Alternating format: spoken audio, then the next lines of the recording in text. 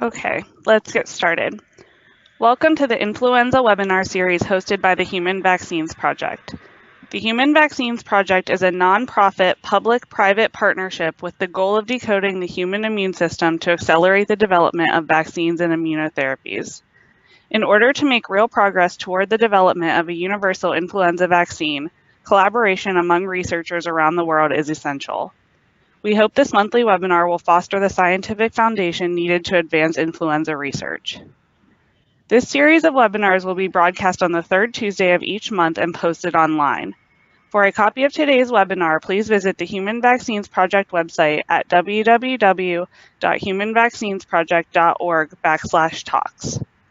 Following the presentation, we will have time for questions from the audience. Please type your questions into the questions box in the GoTo interface. I will read these questions following the presentation.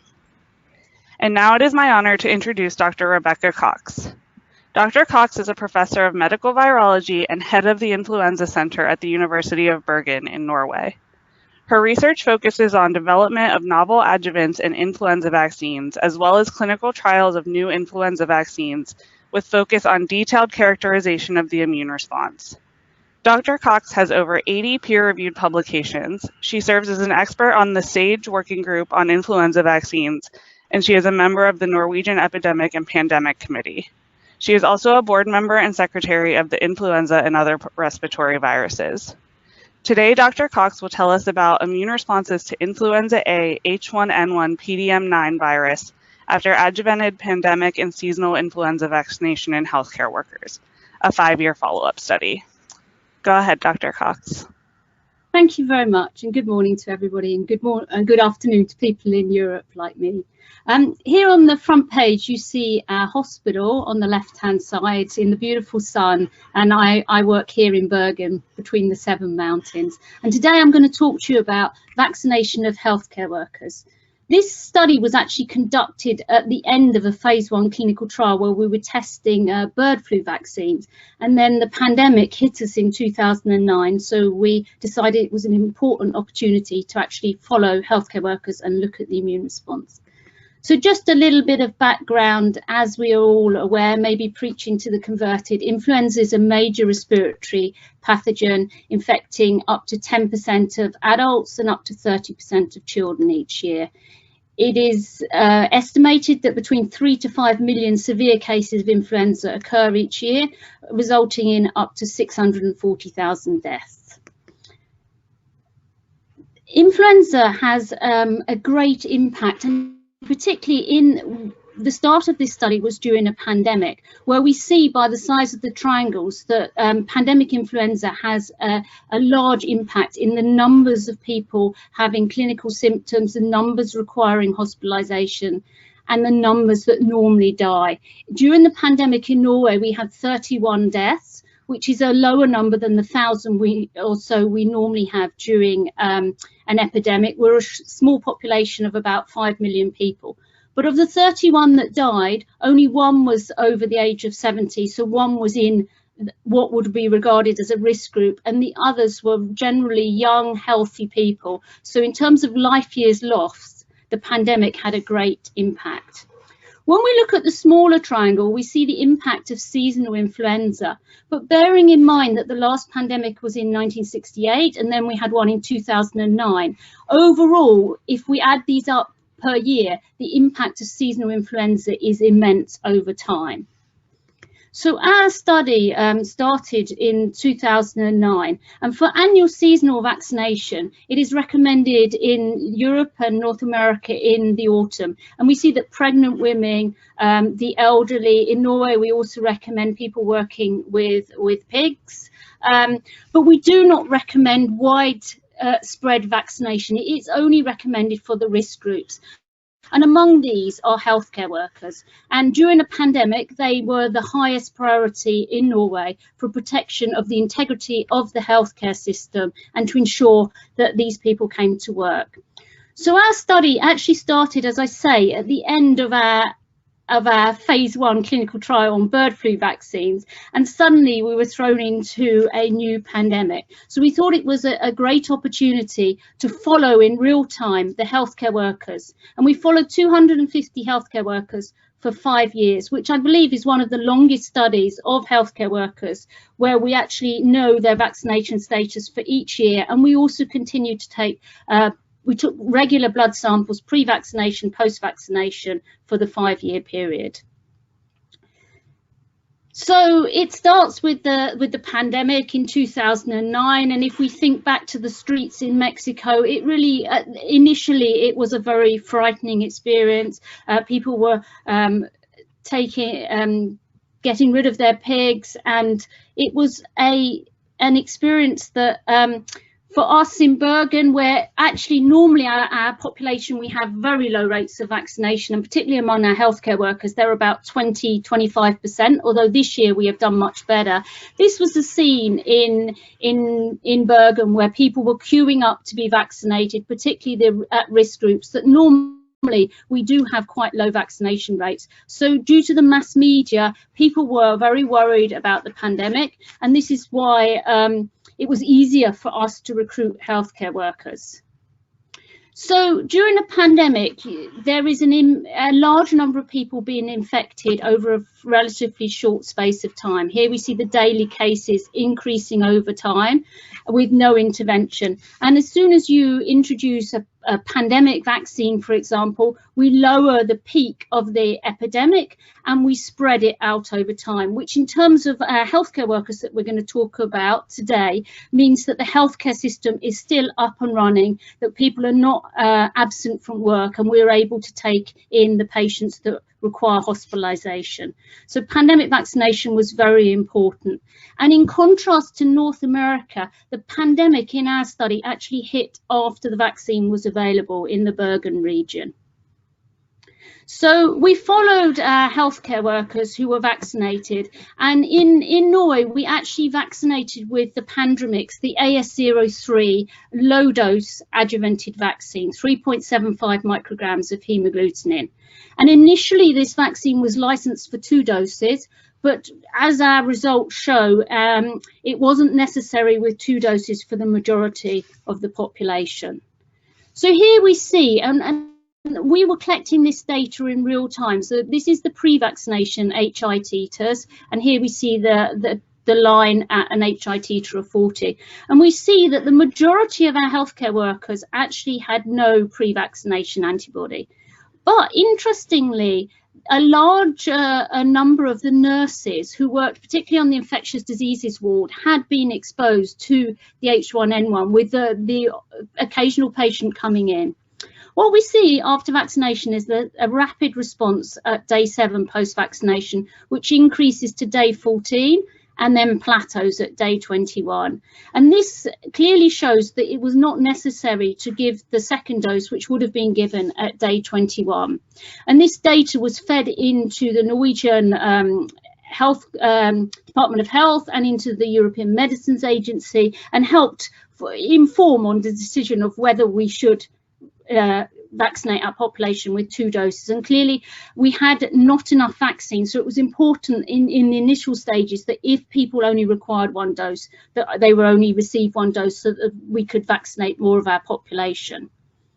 And as you see here, the dotted line shows when we started vaccination, and in blue we see the number of hospital admissions, and we were fairly low but just starting to increase when the vaccine became available in Bergen. And in red, we only have available from week 44 the number of consultations at accident emergency, which were very high. In Bergen, a lot of the desire to be vaccinated, as I said, generally our healthcare workers have very low vaccination rates, was due to the fact that we had a healthy 50-year-old man who came into hospital on the Sunday, and he was admitted to intensive care and rapidly died.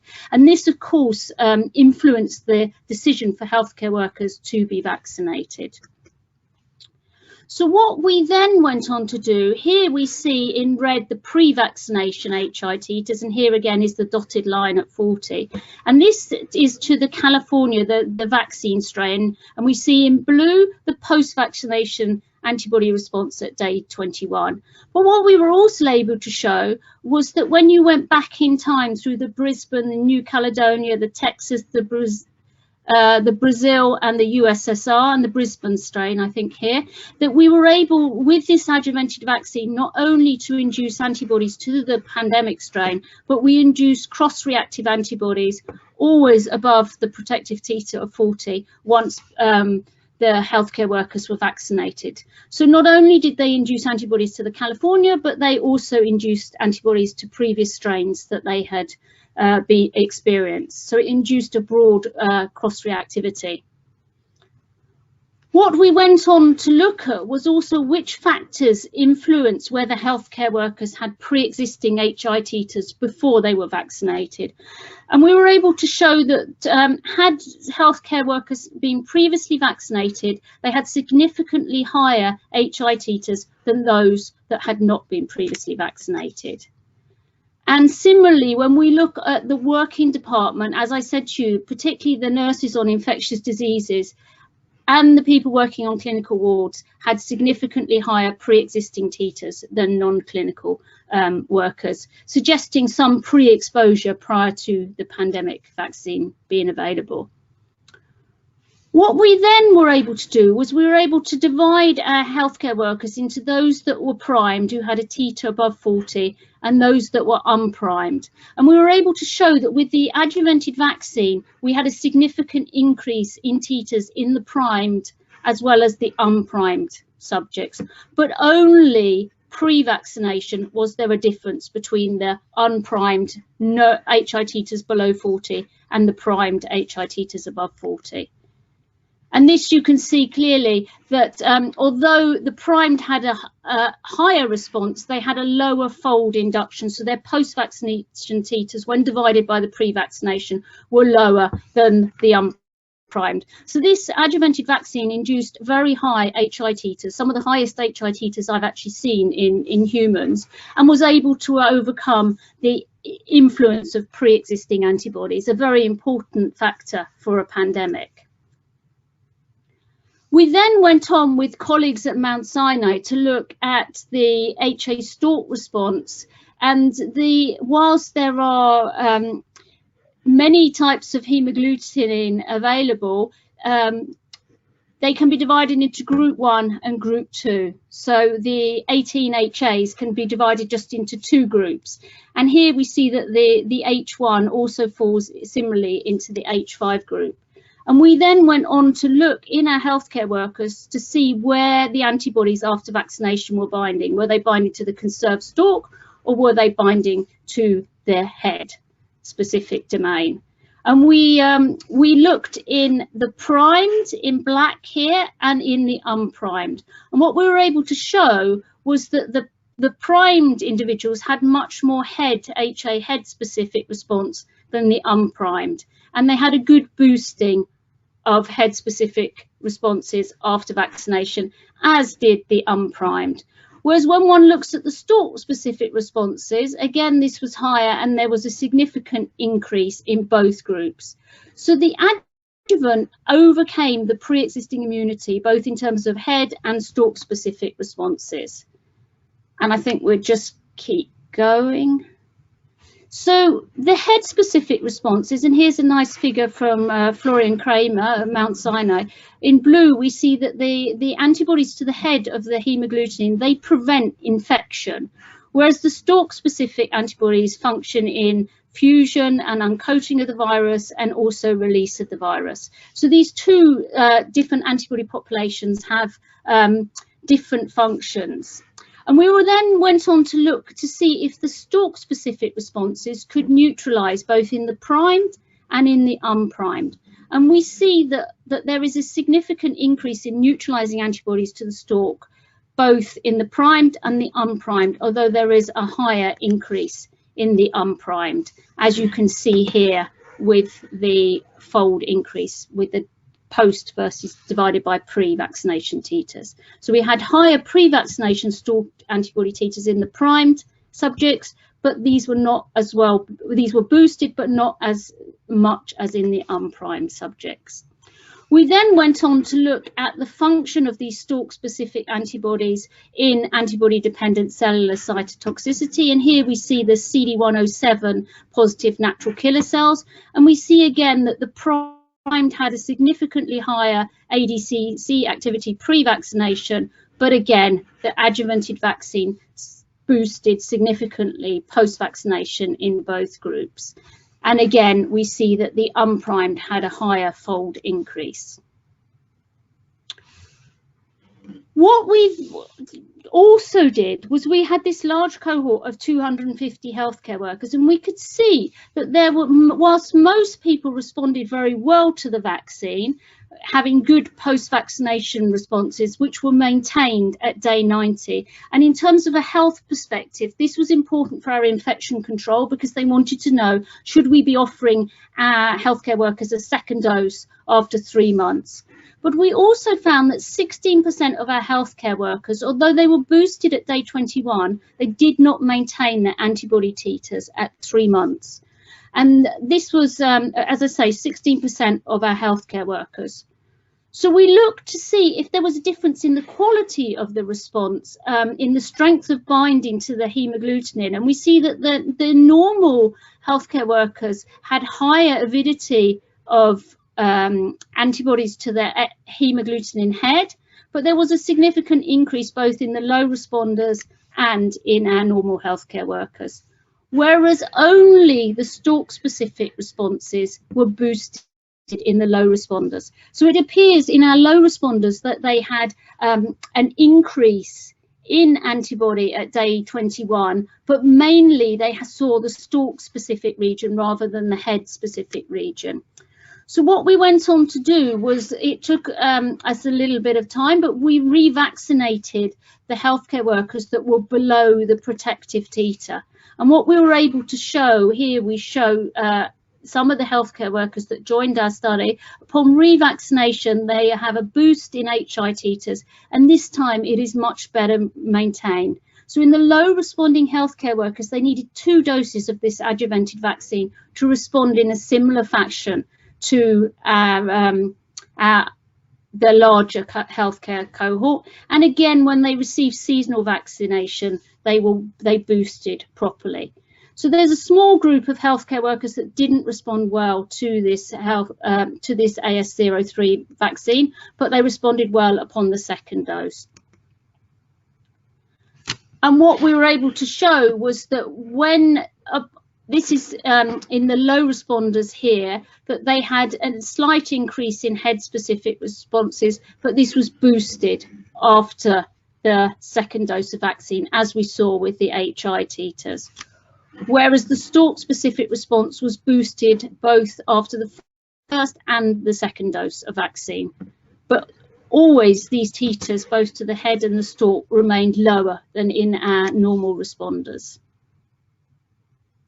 So what we were able to show, and this figure comes again from Florian Kramer, was that in previous influenza exposure, one has a minor response to the stalk, but mainly head-specific responses.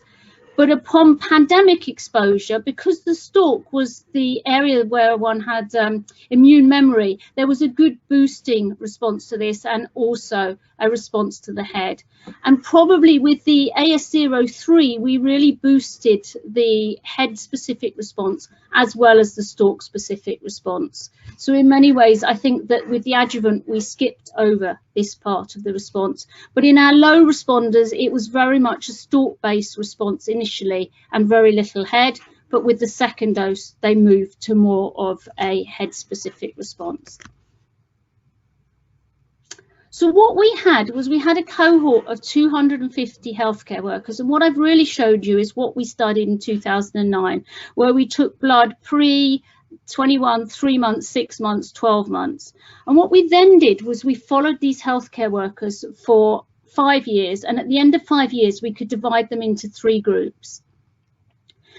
And each year the healthcare workers are recommended annual seasonal vaccination, and it is provided free of charge at the hospital, but it is voluntary to take it.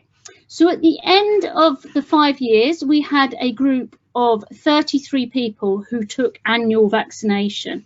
And each year they took the annual vaccination. We took blood samples pre-21, 3, 6 and 12 months post-vaccination.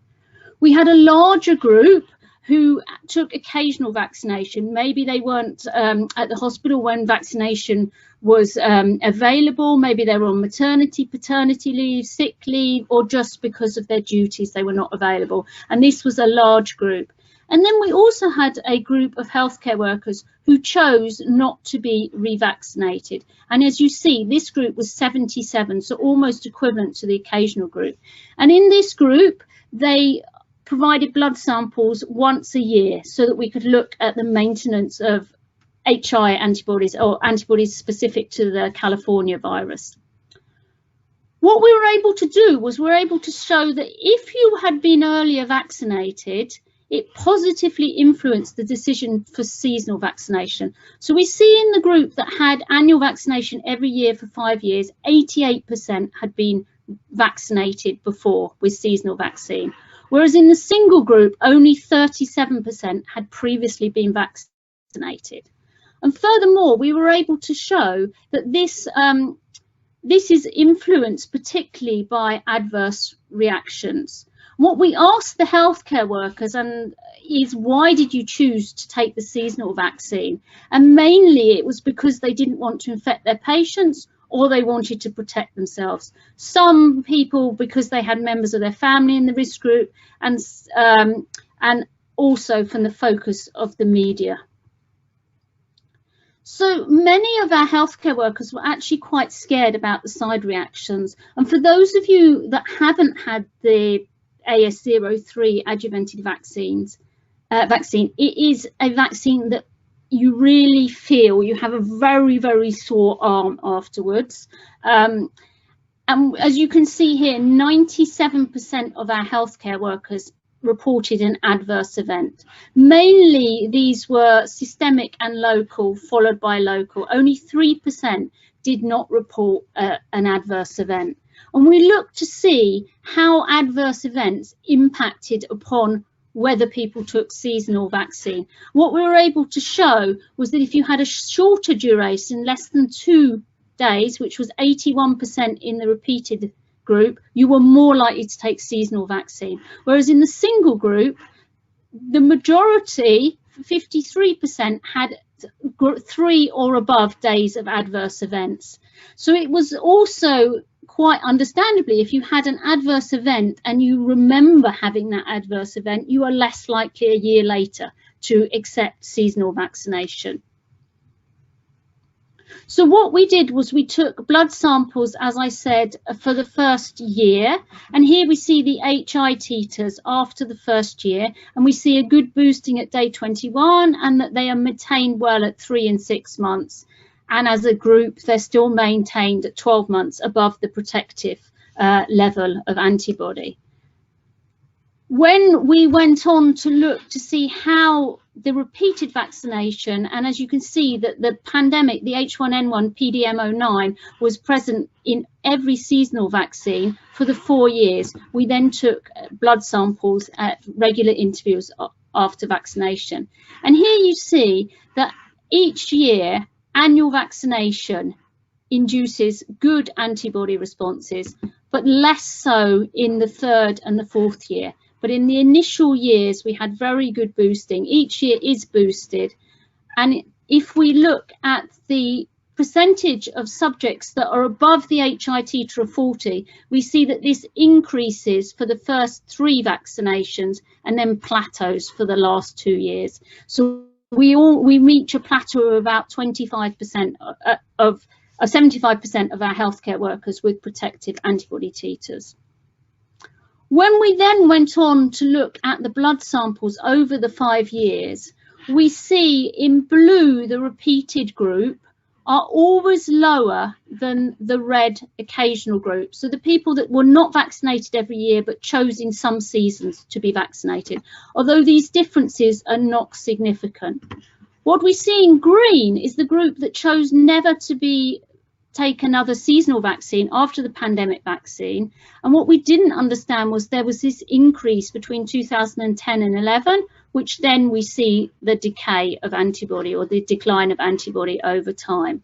So we went and we looked in more detail at the response in the 2009 to 2010 season. And what we were able to show was that a lot of the healthcare workers who had HI titers below the protective titer of 40 seroconverted in that season because the H1N1 was circulating, and it was these people that led to the increase we saw here between 2010 to 11 season. So when we remove these people that seroconverted, and we look in dark green at the people that maintain their HI titer above 40, we see the decline of antibody, and even 5 years after vaccination we have maintenance of HI titers above the protective titer of 40. So the AS03 adjuvanted vaccine was a very impressive vaccine in terms of, I've shown you that it induced broad responses to previous strains. It induced both stalk and head specific HA responses, ADCC, stalk neutralizing responses, and it induced durable long-term antibody responses for the 5 years of our study. And when we further divide, here is Anders Madsen, a research student in my lab, when we further divide the subjects, we're able to divide them into groups that were repeatedly vaccinated, and some of these were persistently high each year throughout the period of the 5 years, whereas the majority showed this increase each year in their pre-vaccination titers, which was maintained really for the last 2 years. But perhaps the most interesting group is this single persistently high group, the people that were vaccinated and they never had another seasonal vaccine, but they were maintained high, above a long way above the protective titer for the 5 years. And these are the type of people that really we want to understand, because if we can understand why they had such a long-term durable response, then maybe we can understand how we can make better, improved next generation or universal vaccines. What we were further able to show was we looked at the antibody waning from the peak at day 21 to in each season, and we see in red the waning over the year and in blue the waning to 6 months, and we see that over time the antibody is maintained more in the last 2 seasons, 2 to 3 seasons. So there was a higher decrease from the peak at day 21 in the first 2 years, and then a gradual flattening out of this over the 12 months period. We went further on because we've talked mainly about B cells and the antibodies they produce. So we went further on to investigate the memory B cells, to investigate what was happening in a smaller group of volunteers. Because at the end of 5 years we knew who would be in the repeated group, but throughout the study we didn't know who would choose to take vaccine each year. This is a smaller number of volunteers, but we see in 2009 that the memory B cell response increases after vaccination. Unfortunately, we don't have data available in 2010 and 11, so we do not know if it's this continuous rise, but we can say that in 2012 and 2013, after vaccination, the memory B cell response is maintained, it is not boosted. And in these 2 seasons, it's always significantly higher than 2009, but only a significant increase was found in 2009 between pre and post vaccination. We went further on to look at the role of the CD4 T cells, the conductors of the immune response, and how they influence the antibody responses. One of the things we could do in our study was we could look at whether single vaccination, the people who didn't have annual seasonal vaccine, compared to the people that had repeated seasonal vaccination, whether there was a change in their CD4 responses. And we could show that annual vaccination maintained the CD4 responses, whereas there was a decrease in H1N1 specific responses in the single group. But importantly, there was no difference in the CD8 responses. And there was one paper from Gus Rimerson's group in cystic fibrosis children showing that if they were annually vaccinated, they had less CD8 response. So here we were able to show that there was no negative impact in the repeated vaccine group on having annual seasonal vaccination. When we went further on to look at the CD4 response, we could divide them into naive, effector memory cells and central memory cells. We can see that the repeated vaccination had an increase in effector T cell memory cell subset after vaccination.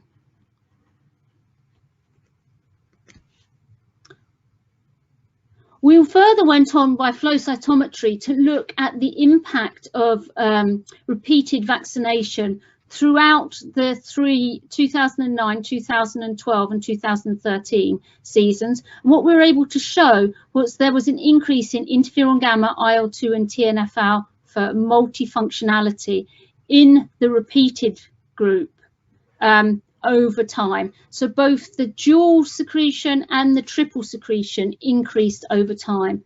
And when we look at this using a spider's web, we're able to see in the blue and the brown that there is an increase in the multifunctionality of the response over time from 2009. So whilst we were not seeing increases in antibody over the last 2 years, we were able to see an increase in the multifunctionality of the T cell response. So this spider's web diagram shows that in 2009 there was a high induction in antibody responses. We saw significant increases in HI antibodies in 2009, but less so in the 2012 and 2013. We had a good boosting of memory responses, but these were not boosted significantly in 12 or 13, although we saw the maintenance of them at high numbers of memory B cells in the last 2 years. We see good interferon gamma T cellular responses in 2009, and we see that basically the vaccine in 2009 induced a broad response with dual and triple cytokine secreting CD4 cells, interferon gamma cells, MB cells and HI. And this, as a priming vaccine, it appeared to be very effective in the maintenance of these responses, which were boosted to some extent in the following years. So the results I've shown you are from the H1N1 pandemic vaccine. And each year when we vaccinated with seasonal vaccine, we saw we had the H1N1 strain there. But it's important because some people would say that based on these results, at least in the last 2 years, there was no increase in antibody, and we saw maintenance of the multifunctional T cells, maintenance of memory B cells. But it's important to think that in Europe, or in Norway at present, we only use trivalent vaccine. So there are the H3N2 and the B strains. And during the period of our study, the H3N2 strain changed with Perth and the Victoria. And we see here that it's in the group that were repeatedly or occasionally vaccinated, we see a boosting post-vaccination in the H3N2A Perth response each season, and then again a boosting to the change in strain, the Victoria, after each vaccination. And similarly, during the course of the study, the B strain changed 3 times. We see a boosting in the Brisbane strain to the Brisbane in 2010 and 2011. We see a boosting in HI titers to the Wisconsin after 2012 and a boosting in 2013. So taken together, the results that I've shown you show that the AS03 adjuvanted vaccine was a good priming vaccine in the pandemic. It ensured that our healthcare workers were had good antibody responses to meet the pandemic virus in the clinical setting. We had 16% of healthcare workers that were low responders, but these, upon administration of a second dose, responded similarly to the remainder of the healthcare workers. It's important that we vaccinate each year because of the different strains in the vaccine. And although the H1N1 was the same strain throughout the 5-year period. The healthcare workers that were repeatedly or occasionally vaccinated had boosting in responses to the H3N2 and the B. Subsequently, there are two B lineages, the B Yamagata and the B Victoria lineage, and work has shown that often with the trivalent vaccine, the opposite we see in black, the years that the opposite strain was predominant, and we see that a significant amount of the time the strain selection has not been ideal for choosing the B strain. So our hope in Norway is, now the quadrivalent vaccine has been licensed here, that we will be able to use this vaccine for, particularly in the healthcare setting, from next year. We have an annual tender through our National Institute of Public Health, and the tender lasts for a period of time, but next year we may be able to include the quadrivalent vaccine. So I would like to just finish my talk saying that during the time that we ran this study, we put in place quite a lot of campaign propaganda to try and increase the number of healthcare workers that were being vaccinated. As you saw from our numbers, only 33 of 250 were vaccinated each year, and clearly in a healthcare setting this is important that we try to increase this.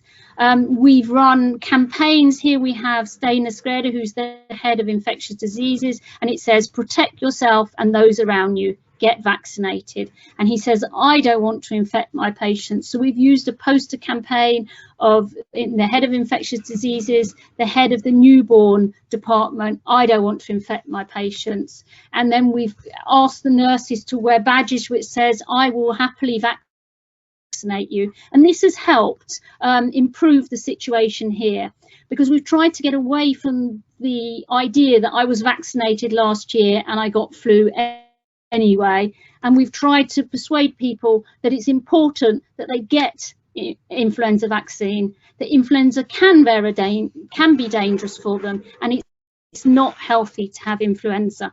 And the good news is now, 8 years later, we have finally reached 80% vaccination rates in our healthcare workers.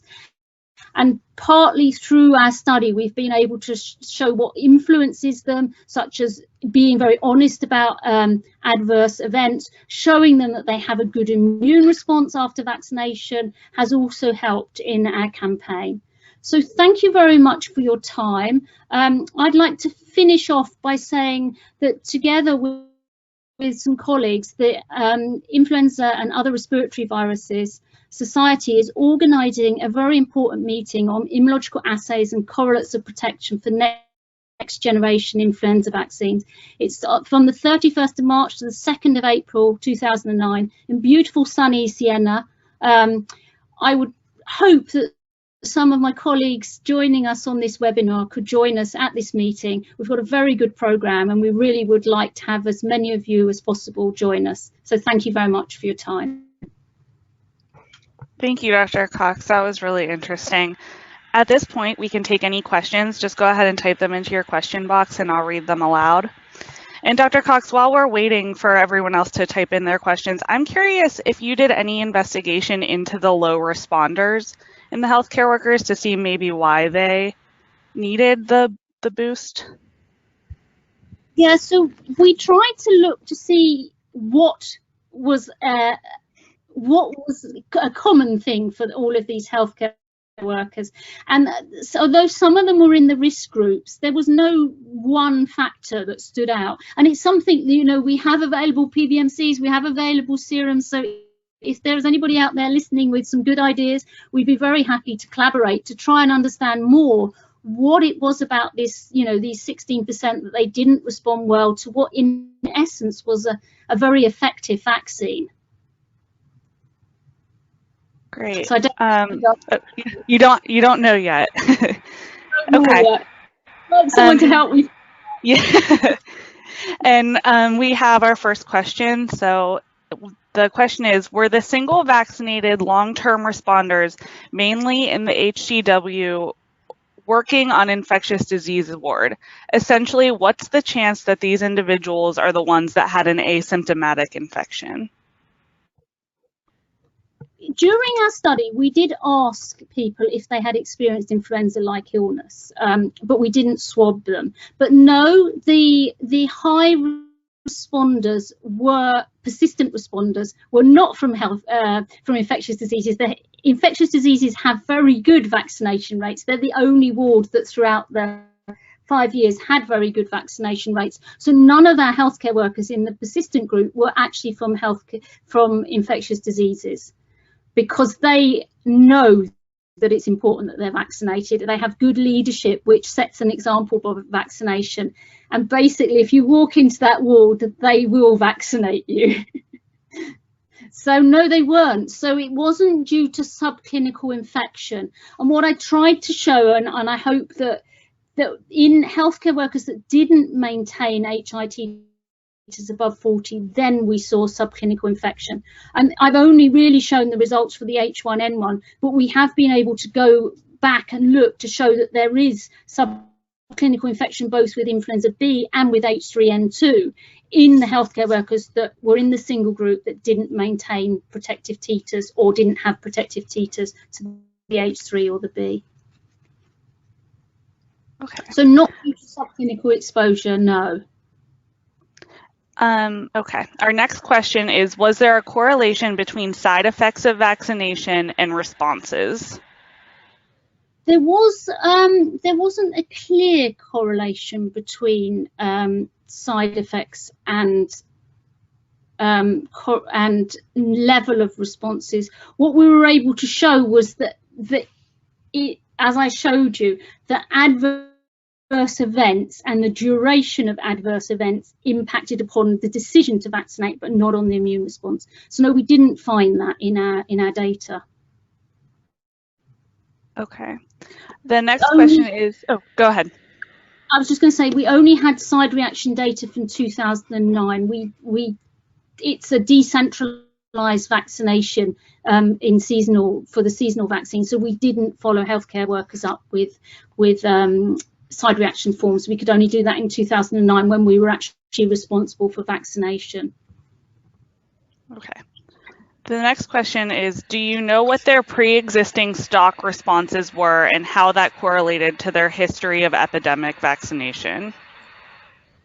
We know what their pre-vaccination stalk responses were at day 0, and through our vaccination system we can find out if they have been vaccinated, but we didn't correlate, but we didn't see a clear pattern. I think in some, I haven't shown some of these studies, but actually age impacted quite a lot on this, and we've done studies in different cohorts.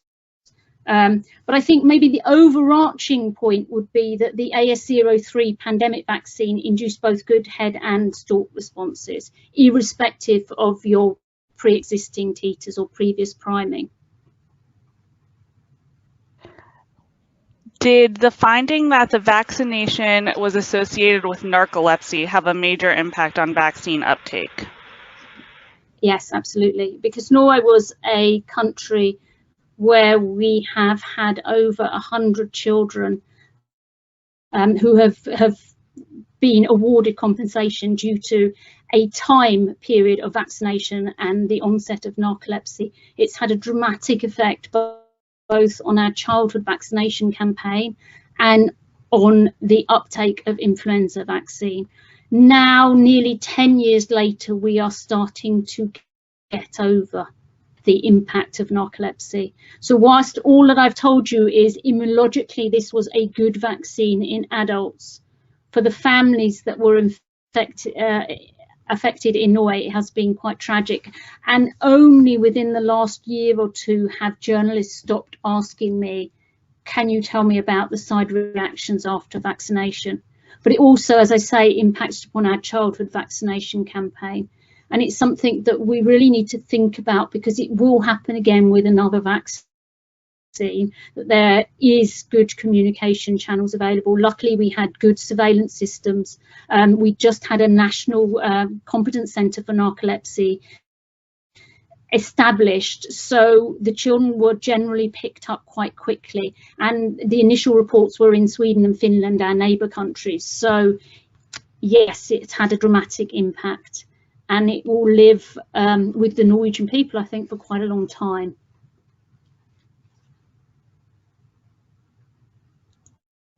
Was the impact of vaccine on missed days of work by HCW looked at? No, we didn't do that. I can tell you that we had very little absenteeism in the 2009 pandemic. And that was really critically important because our hospital was at the border between cancelling all elective surgery or continuing. And because actually we had very little absenteeism from the pandemic H1N1, we were able to maintain services. But we didn't directly look at absenteeism. No, sorry. Would have loved to, but we didn't have the capacity to answer all those type of questions. Okay. The next question is, there are articles that suggest that NAI tests and MNT tests are better predictors for protection and are also less variable. Did you use these tests? We used them in a subset of volunteers. We haven't, altogether we have 3,000 samples from this study. So we have divided them into sort of smaller groups, and we've published quite a lot around different assays. But for the larger group, at the moment, we've only run the HI. I showed you where we divided them, the groups into repeated and single, and either they were persistent or transient, and those type of groups we've run a whole variety of assays on to look in more detail, particularly at their serological responses, but not for the whole group. But I think importantly, you know, we were able to show that our healthcare workers who had HI titers below 40 were those that were most likely to be subclinically infected. So there is a good correlation, at least, between the level of the titers of HI titers to the H1N1 and possible subclinical infection. Okay, and it looks like our last question is a two-part question. So, were the immune responses to adjuvanted vaccines compared to responses to standard non-adjuvanted vaccines? And are immune responses in healthcare workers vaccinated with adjuvanted and non-adjuvanted vaccines different? We only had available the AS03 adjuvanted vaccine. Norway had made a decision to, it had a pre-purchase order with GSK for the AS03 pandemic vaccine. So I can't answer that question. In my view, I know the H1N1 PDM09 was a very immunogenic strain, but I have personally not seen antibody responses like the responses I saw to the AS03 adjuvanted vaccine. I said that we had 97% of people that had side reactions, and it really was that you had a very sore arm for a period of time. So it was quite a reactogenic vaccine, but it was a very immunogenic vaccine. I would imagine, and as I say, we don't have the data for this, that we had higher and more durable responses after the pandemic adjuvanted vaccine in Norway than I think other countries had with non-adjuvanted vaccine. Okay, and it looks like one more question snuck in here. In your opinion, high levels of ADCC will contribute to vaccine-enhanced disease? So I guess, will high levels of ADCC contribute to enhanced disease, is the question. I don't actually know the answer to that. I would assume in our healthcare workers, if I take them as an example, they had very high HI antibodies as well, so they would probably prevent infection of cells with the virus. So in our case, I would say they wouldn't, but because it was you had both HI antibodies, so head-specific and stalk-specific responses. I know that there are publications of potentially stalk-specific responses, enhancing disease. Whether ADCC is the mechanism, I don't know the answer to that, I'm afraid.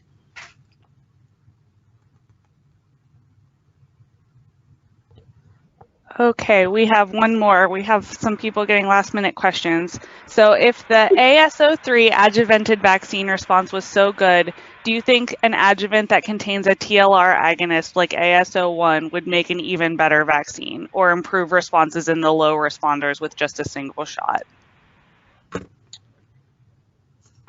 Potentially. I don't know the answer to that. What we saw was that, remember that with the adjuvant we also had a very low dose in this study, so we had 3.75 micrograms of HA, but potentially an AS03 with a higher dose would have ensured that these low responders responded better, or potentially, as you say, another adjuvant, TLR, AS01, something like that may have induced better antibody responses. It's all supposition, I'm not sure. Okay, that looks like everything. So thank you again, Dr. Cox, for such an interesting webinar, and thank you to everyone else for joining us. Have a great day. Thank you very much then.